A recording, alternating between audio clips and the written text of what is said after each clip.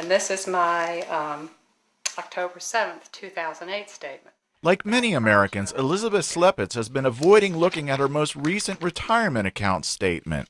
It has taken a big dive, so it's worth a lot less now. In her case, about 30% less in the past year.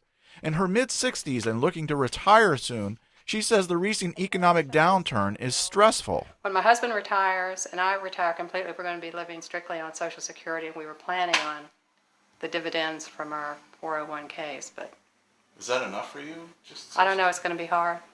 Elizabeth's uncertainty is not uncommon. According to a study done by the American Psychological Association, or APA, the economy is the #1 issue stressing out Americans. Catherine Nordel is an expert with APA. And we're seeing a level of concern in more than 8 out of 10 Americans about that kind of problem today that has just been unprecedented in past years.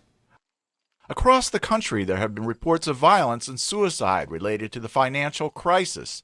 In Massachusetts, a woman facing foreclosure shot herself. And in California, a man killed his family and then himself after losing money in the stock market. But Catherine Nordel says those reactions are not the norm. That obviously is a very extreme reaction. That's not the kind of reaction we expect to see with people under stress. From a clinical perspective, my guess is that that gentleman had many other issues going on. For most people, coping with the crisis will require practical solutions.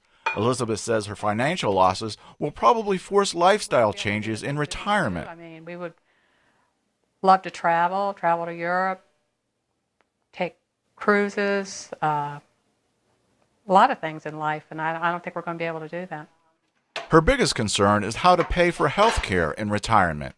And I worry, too, about my husband's health. I mean, when he retires, he'll lose his hospitalization, then we'll have to go on Medicaid, Medicare, and, the future is kind of scary. According to the APA study, women are feeling the effects of financial stress more than men, particularly women over the age of 63.